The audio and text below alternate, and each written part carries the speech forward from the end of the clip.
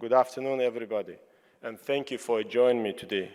My name is Abdulmalik Mirahmedov, and I'm Executive President and the co-founder of GDA. And the GDA is the largest, the Bitcoin producer in the world, one of the largest Bitcoin producers in the world. And before we get into the topic hand of today, I would like to share some bit of background of GDA. We found GDA in 2017. Since then, we brought over 150,000 miners online with the goal to establish a best-in-class industrial-scale Bitcoin mining infrastructure. The GDA is a diversified company, and we currently operate 20 data centers with more than 600 megawatts of total capacity in North America, Sweden, and Kazakhstan, including the ones you see here on the picture. Here are some sites we operate in Sweden, in South Carolina, and Texas. Now on to the reason we're all here, the halving.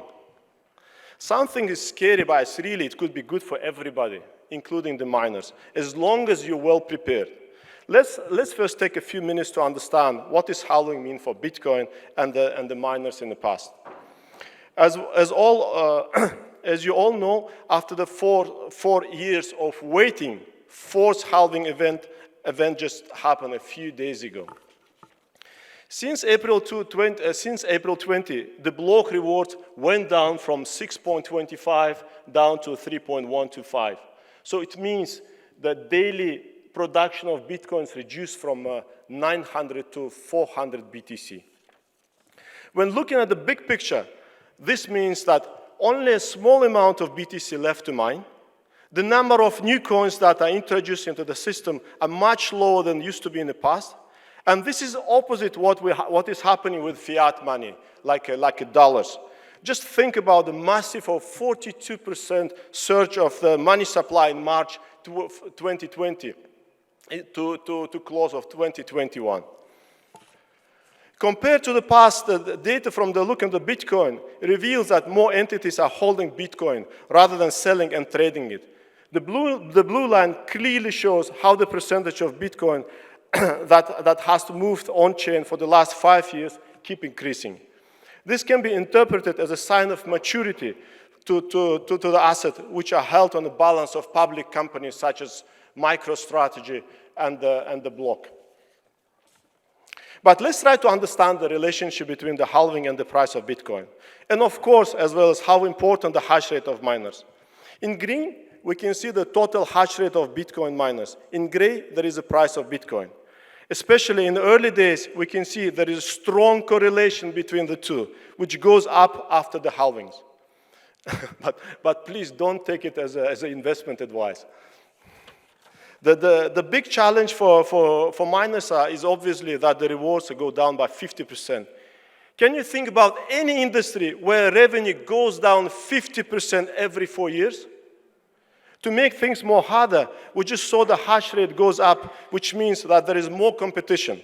That sounds like a recipe to disaster to many. However, Bitcoin miners in the past actually flourished in this environment. The orange line shows the revenues for miners denominated in BTC. But if you look at the blue part of the chart, which is the revenue denominated in dollars, suddenly the mining business becomes more interesting. As mentioned, we see that many institutional actors are increasingly interested in Bitcoin, which we expect may increase the demand for Bitcoin in the long run. At the same time, as we saw in the previous chart, fewer people seem to be willing to sell, which makes the supply side of things more limited. In other words, Bitcoin is finally becoming an asset that functions as a store of value for many people across the globe. On January 10th, the SEC gave its approval for spot Bitcoin ETFs. This led to the notable impact on Bitcoin price due to inflow from ETFs over the past few months. However, what's even more significant is the role it's played in addressing the remaining regulatory concerns regarding Bitcoin. Bitcoin ETFs acquired more than 5 times the amount of Bitcoin that miners generated in the previous month. Even if we subtract the grayscale sales, the difference remains very significant. We expect this trend to continue in influencing the future price discovery of Bitcoin following the halving. We observe that the availability of Bitcoin, meaning that you can buy through the exchanges or other marketplaces, has steadily decreased since the last halving event. The peak of availability supply occurred in 2020, after which it decreased by the 13%. Coupled with the new demand coming from the ETFs, this makes the current halving cycle even distinct from the previous three. And nobody knows what will be the price of Bitcoin in the next 6 months. But what we can do is fully prepared and financially responsible with operations. The importance of machinery efficiency cannot be overstated enough. This will depend on number of factors, but should be always be number one priority for anyone in this business. It is important not to put all the eggs into one basket. For example, GDA operates in Texas, but does not centralize operation in 1 or 2 data centers. Same with the South Carolina and Sweden, where we have multiple facilities. We also look at the different types of data centers, such as their size, cooling systems, if they're indoor or outdoor, and so on. We know Bitcoin is a very volatile asset, and its price can significantly affect miners who are not well prepared. Keeping solid financial reserves can make a huge difference in this industry. Finally, it's not only about the hardware. Software is crucial.